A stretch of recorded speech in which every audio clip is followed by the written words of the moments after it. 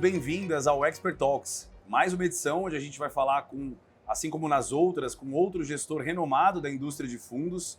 A ideia é bater um papo, entender um pouco mais da história, né? Então passado, presente e futuro dessas gestoras. E hoje a gente está nada mais, nada menos aqui do que com o Luiz Parreiras, da Verde Asset.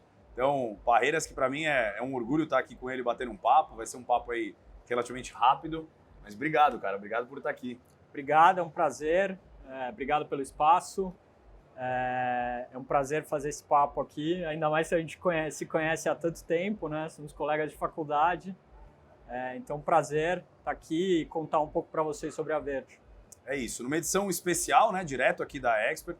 Então, como ele falou, eu sou fã do Parreiras desde a época de faculdade. A gente fez engenharia juntos ali. Eu fui para mecatrônica, né? Então, escolhi um caminho meio tortuoso, mas enfim. Cara, Parreiras, então assim, acho que a primeira coisa a gente olha um evento desse, né, e como o XP até para mim é o meu primeiro, como estando de dentro, né, eu frequentei já esse evento desde o primeiro, ali em 2011, no Windsor da Barra. E a gente estava batendo um papo aqui um pouco antes. Cara, o que você vê de importância para o mercado de investimentos, né, o mercado financeiro, talvez até o mercado de capitais brasileiro, um evento dessa magnitude, né, para o grande público e também trazer um pouco da visão da Verde, né? A Verde está com um stand lindo aqui, super bacana. Qual a importância de você estar aqui na frente, talvez, do seu investidor final?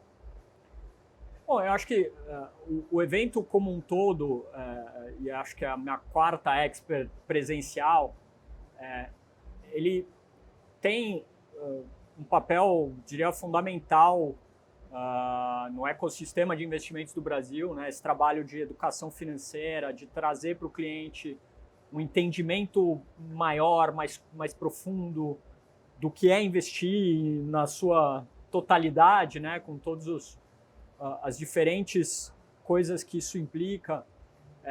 Então, esse papel que a Expert faz, que a XP como um todo faz há muito tempo, lá desde os primórdios, e é muito bacana ver aqui a salinha onde tudo começou lá em Porto Alegre. Então, eu acho que ele é fundamental. E eu acho que essa proximidade com o cliente, ela é super importante para o gestor, para as assets como um todo, né?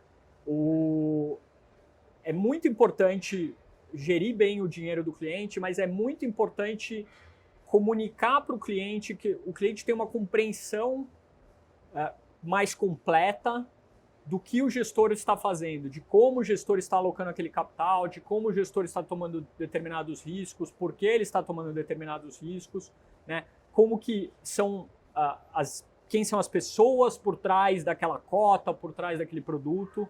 Então eu acho que essa aproximação que o evento permite, né, numa maneira, digamos, de larga escala aqui, com dezenas de milhares de pessoas ao longo de 3 dias, é muito bacana.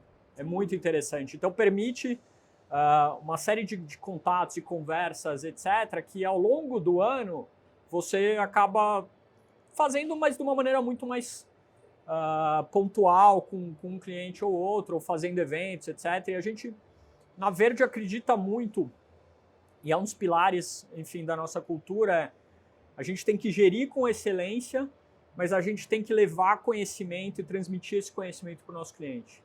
É muito importante e a gente tenta fazer isso escrevendo cartas, participando de podcasts, fazendo lives, fazendo eventos e estando aqui, né? E daqui a pouco nesse palco atrás de mim, o Luiz Stuberger, nosso CIO, também vai participar num painel para dar para o cliente essa compreensão maior e mais profunda do que a gente está fazendo, como a gente vê o mundo, como a gente vê o Brasil, como a gente vê os mercados e como a gente está investindo o capital desse cliente, né?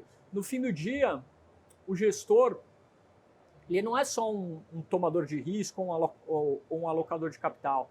De uma certa maneira, ele é um contador de história. Então é importante para o cliente ele entenda quais são as histórias que estão refletidas no fundo que ele está comprando, no produto que ele está comprando, naquela carteira, e como aquela história que a Verde está colocando nos fundos se combina com a que os outros gestores estão fazendo, com que outros produtos com outros riscos que outros produtos podem estar representando, etc. Então, é muito gratificante poder estar na frente do cliente contando essas histórias, né? E para o cliente entender como a história evolui, né? Porque muita gente às vezes pensa que basta ter uma cota, né? E a cota muitas vezes ela é só uma representação instantânea do momento, ela é uma foto de todo um trabalho que está por trás. Então, eu acho que na hora que a gente transforma isso na realidade, quem são as pessoas, como elas trabalham, qual é o processo dela, e como aquilo vira investimentos e, portanto, um fundo, é muito legal. E estar aqui, né, podendo ter esse tipo de diálogo e contar e aprofundar um pouco disso, é uma oportunidade que eu acho muito bacana e, enfim, é um prazer enorme estar fazendo. Boa. E imagino que, principalmente, eu brinco muito isso, né, que para o gestor de multimercado ainda é mais difícil explicar o que faz até na macarronada de domingo, né? Porque, basicamente, o multimercado, e eu falo muito isso na hora de construção de portfólio, ele é um grande diversificador e uma forma da pessoa física ter acesso a estratégias que ele talvez não consiga fazer na física. Como é que você explica ali, ou como é que você explicaria no almoço de domingo da família e aqui para o pessoal que te visita no stand, o que é um fundo multimercado, né, assim, no geral, e quanto e como ter ele na carteira? Você chega nesse ponto a bater esse papo com o cliente? Porque é legal ouvir de vocês, né? Porque eu falo muito isso, mas o próprio gestor, como ele enxerga o produto dele no portfólio, é bacana ouvir. Como a gente enxerga muito do que a gente faz, na verdade, tem muito a ver com isso. Assim, tem visões distintas do que é um fundo multimercado, né? E mesmo na indústria e nos nossos pares, tem gente que cada pessoa enxerga de um jeito. Tem gente que enxerga como aquele fundo que tem que ganhar em qualquer cenário, na alta frequência, né? Eu acho que a gente se diferencia um pouco da indústria por enxergar o fundo multimercado como uma solução de asset allocation também para o cliente. Perfeito. Né? E eu acho que o maior desafio que todo cliente tem, do menor, mais simples, ao cliente mais ultra bilionário, mais complexo, o maior desafio que todos esses caras têm é fazer um bom asset allocation. E o que a gente tenta, enfim, vem fazendo na Verde há mais de 25 anos, né? Esse ano o Fundo Verde, que dá nome para a empresa, completou 25 anos. O que a gente tenta entregar para o cliente é um excelente asset allocation a partir de um trabalho muito profundo de pesquisa macro e microeconômica no Brasil e lá fora.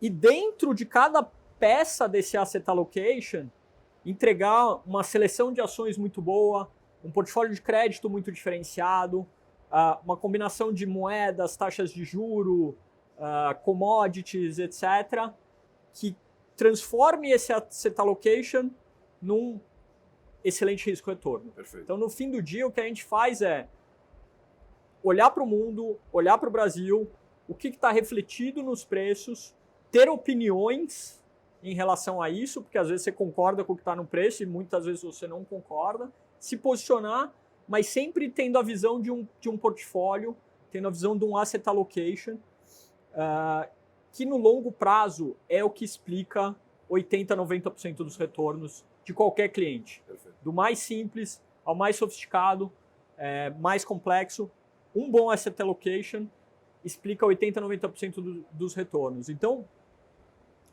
para fazer tudo isso, o que a gente precisa? Né? Uma baita equipe, um trabalho de pesquisa super complexo e profundo e que tem que evoluir constantemente, né? Tem que estar sempre aprendendo, sempre evoluindo, sempre trazendo ferramentas novas e pessoas novas para poder entregar isso para o cliente. Porque o mundo está mudando, o mercado é dinâmico, enfim, a gente tem que vir trazendo conhecimentos e disciplinas diferentes, né? Então, o Verde, há 25 anos atrás, era um fundo que operava basicamente Brasil, com poucos mercados com alguma liquidez para operar, e hoje é um fundo que opera no mundo inteiro, várias classes de ativos que não fazia antes, com mais gente tomando risco e gerindo esse risco, sempre em prol de entregar para o cliente um bom asset allocation, uma boa equação de risco-retorno. Esse é o pilar fundamental do que a gente faz. Legal. E aí, quando a gente olha para a grade de produtos, né, vamos olhar para trás e para frente. Tenho certeza que talvez, né, o seu homônimo Luiz, só que o Stuberger, quando ele criou a empresa, talvez ele nem pensasse que fosse ter esse portfólio todo. né? Inclusive, como a gente estava falando aqui, pô, com produtos Prev, com uma grade já cada vez mais completa. Bem fast forward, talvez, pensar o que foi essa construção de grade para o que tem hoje, né? Então, falar um pouco da grade. E, cara, quando você olha para frente, o que você imagina que falte na Verde ou que vocês estão olhando como um provável caminho, né? Porque é sempre difícil fazer o exercício de 5, 10 anos, né?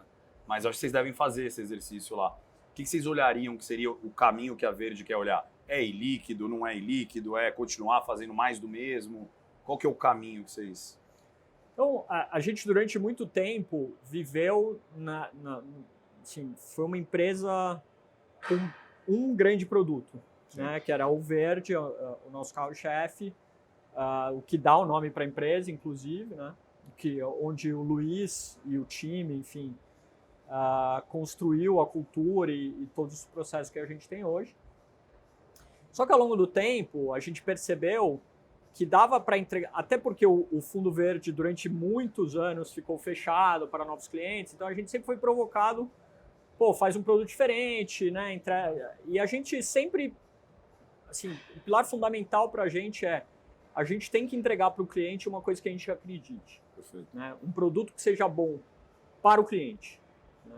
Então a gente levou muito tempo para desenvolver e para chegar em novos produtos que foram complementando a nossa grade, que fizessem sentido para o cliente, né? Que entregassem para ele uma equação que a gente acredita que faz sentido. Então a gente nunca vai fazer um produto que a gente não acredita, só por fazer, só porque o mercado está comprando, ou porque é o produto da moda. O produto da moda, é o pãozinho quente da semana. Não é o jeito que a gente acredita em conduzir a empresa e não é o jeito que a gente vai desenvolver produto. O jeito que a gente acredita em desenvolver produto isso aqui tem uma boa equação de risco-retorno para o cliente, faz sentido num portfólio, a gente consegue agregar valor e se diferenciar do que o resto da indústria está fazendo? Se sim, vamos em frente. Então foi com essa lógica, com essa cabeça, com essa cultura que a gente... A partir do Verde, a gente desenvolveu uma família de fundos multimercado, do qual o Sena é o carro-chefe, que são fundos que bebem muito dessa tecnologia de asset allocation que a gente veio desenvolvendo, sem usarem só a capacidade do Verde, então com capacidades complementares, né? Então a gente tem essa grade de multimercados liderada pelo Sena, que eu cuido. Aí, a partir deste projeto, a gente, durante muito tempo, falou, pô, não dá para fazer fundo de previdência, porque o regramento da SUSEP era muito amarrado. 2015, ali, 2000. Aí, até 2014, 15, a gente sempre foi... Pô, não estava no nosso projeto ter um produto de previdência, porque a gente achava que a equação para o cliente era ruim. A gente não queria fazer um produto que não fosse bacana para o cliente, que entregasse um negócio legal. E aí mudou a regra e a gente percebeu aquilo razoavelmente rápido e colocamos um produto que a gente conseguia entregar aquilo que a gente acredita, que é um bom asset allocation com diversificação, que não precisa só correr risco no Brasil, etc. E fomos, em alguma medida, um pouco pioneiros nisso na indústria, trazendo o multimercado para a Previdência e construímos essa família.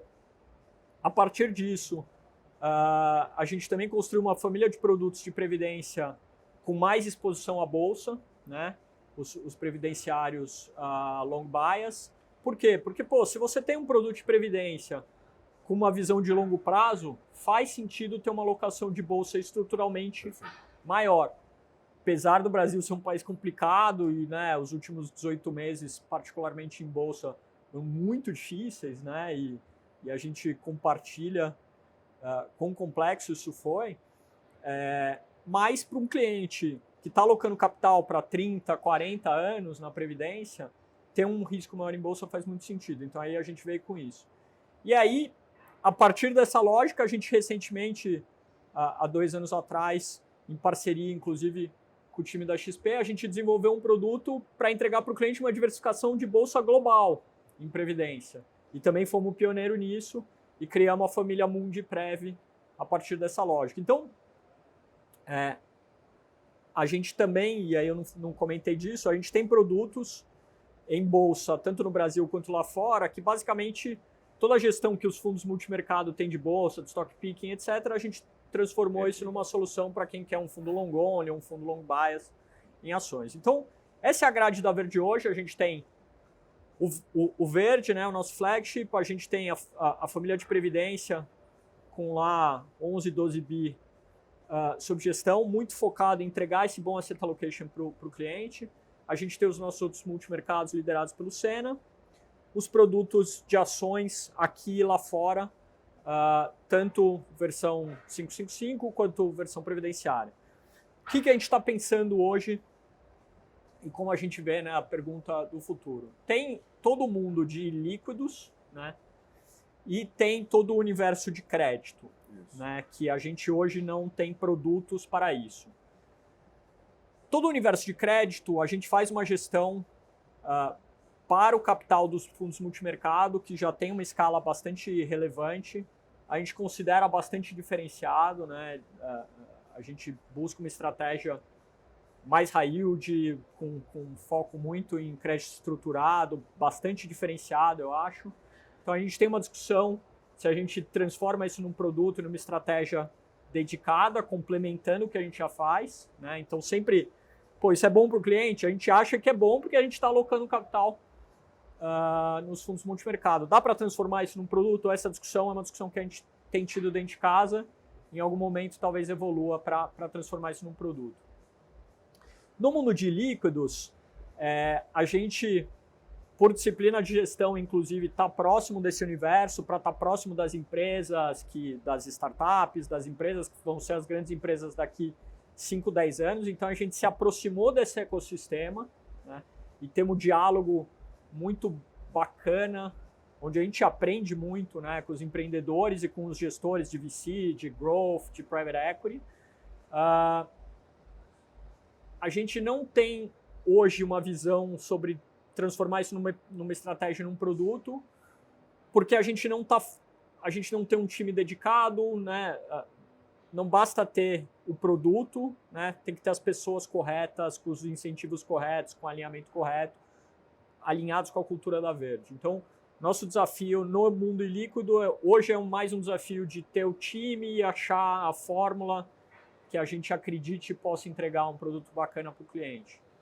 Pode ser que nos próximos 5 anos a gente ache, adoraria, né? Pode ser que a gente não encontre a equação que faz sentido. Então, no fim do dia a gente vai fazer, a gente está muito atento ao mercado, porque a gente acredita que investir tem que ser uma disciplina holística, não é só fazer uma coisa, a gente tem que olhar tudo o que está acontecendo, pensar isso de uma maneira como eu posso entregar um bom produto para o cliente. Se a gente encontrar isso, com certeza a gente vai transformar num produto e vir contar para vocês. Boa. Não, é importante isso que você falou, porque eu chamo muito a atenção sempre das pessoas que é importante olhar para trás, né? E vocês, sem dúvida, talvez são a gestora mais longeva do mercado brasileiro, referência quando a gente quer, inclusive eu brinco, né? Quando a gente quer fazer qualquer estudo de produtos, acaba sempre aparecendo o Verde, porque ele ajuda a gente no track de desempenho. Mas você precisa comprar o futuro da gestora, né? Porque são pessoas, é o que você falou, é toda a estrutura que tem por trás que reflete na cota, que reflete no produto final, mas que o investidor deveria olhar talvez menos até o para trás e dar um peso mais relevante no para frente, né? O que esse cara tá pensando em termos de perpetuidade do negócio, da grade de produtos. Acho que para a gente começar a encerrar, cara, a gente está aqui fazendo um bate-papo rápido, vamos falar um pouco do momento atual, sem também precisar entrar muito em detalhes, mas o cenário é duro, né? O cenário é duro quando você olha para fora, o cenário talvez até menos pior aqui dentro, né? Quando você olha para cá, mas a gente tem os nossos desafios, né? Uma certa piora da política fiscal, proximidade das eleições, que até então o mercado não estava conseguindo nem dar atenção, porque tem tanta outra coisa acontecendo, né? Então você vê Estados Unidos ainda com números bons em termos de consumo, mas PIB já, né, começando a dar uma rateada, com 2 trimestres consecutivos negativos. Você olha para alguns dados ainda de mercado de trabalho bons, mas da margem querendo começar a dar uma arrefecida. Europa vai ter todos esses desafios além da questão energética.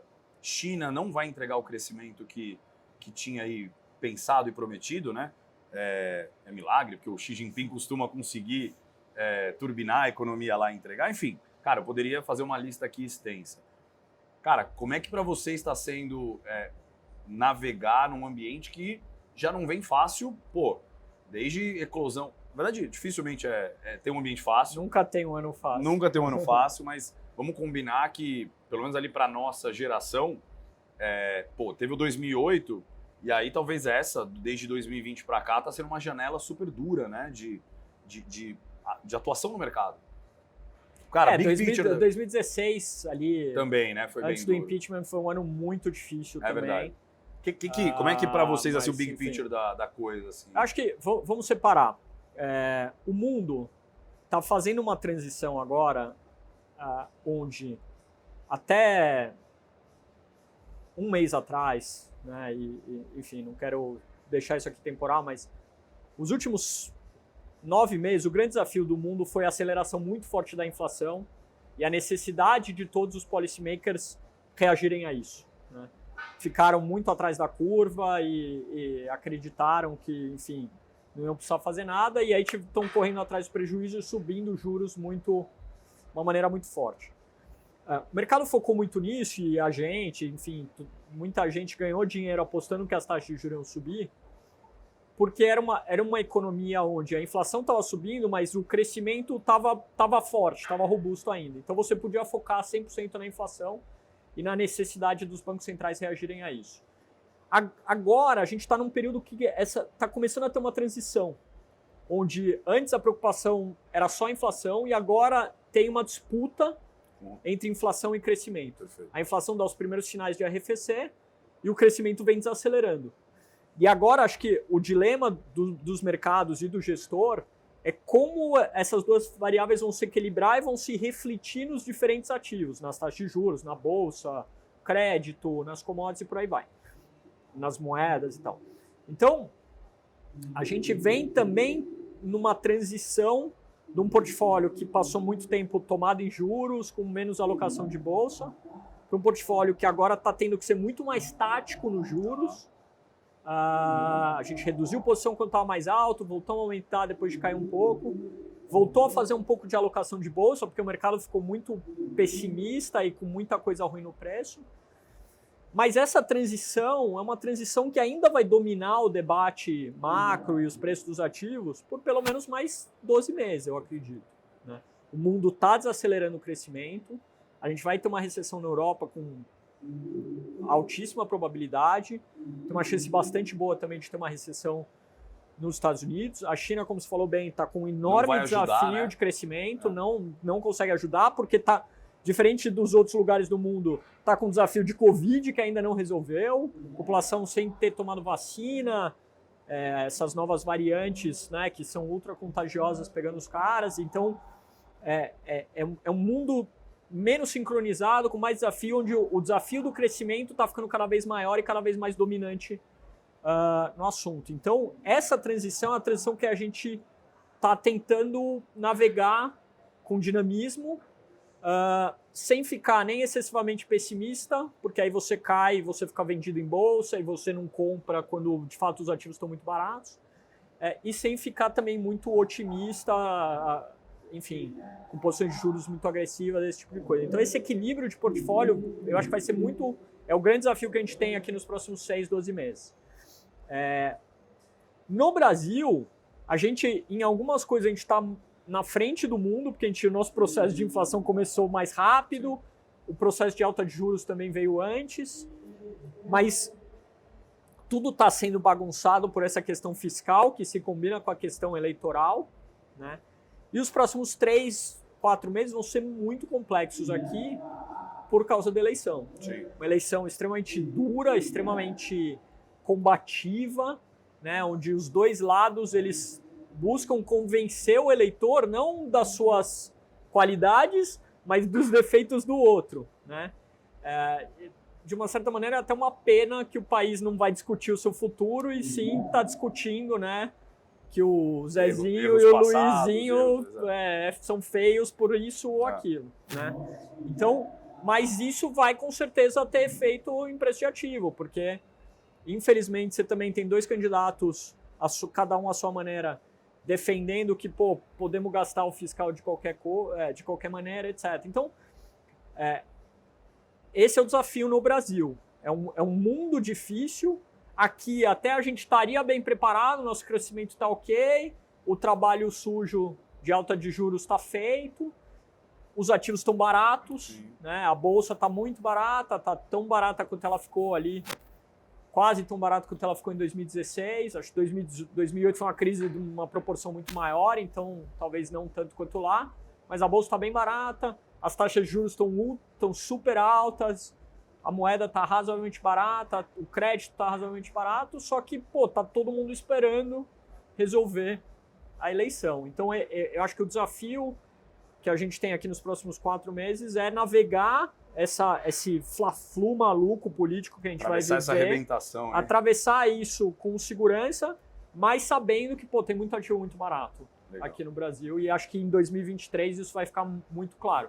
De novo, vai depender de quem ganhar, o que vai fazer, quem serão as pessoas, quais serão as políticas, mas em geral os ativos são muito baratos e tem que ter atenção para isso. Não adianta ficar só, vai dar tudo errado aqui. Perfeito. Cara, queria agradecer ao Parreiras estar aqui. Cara, brigadíssimo. Prazer. Bom te ver até, né? A gente que não consegue se ver. Fazer as coisas, né? Exato. Pessoalmente é um bom, prazer, né? é muito bom ver isso aqui cheio de gente, né? É maravilhoso poder ter esse tipo de retomada, ter esse tipo de relação, de tá aqui falando com o cliente, explicando o que a gente faz. Isso pra gente, de novo, é super importante. Estamos super à disposição sempre que precisarem. Né, e super obrigado. Obrigado. Gente, então esse foi mais um Expert Talks com mais uma gestora e aí dessa vez a Verde, como eu falei, casa super renomada, edição especial aqui da Expert 2022. Então, aguardo vocês na próxima, tá bom? Até mais.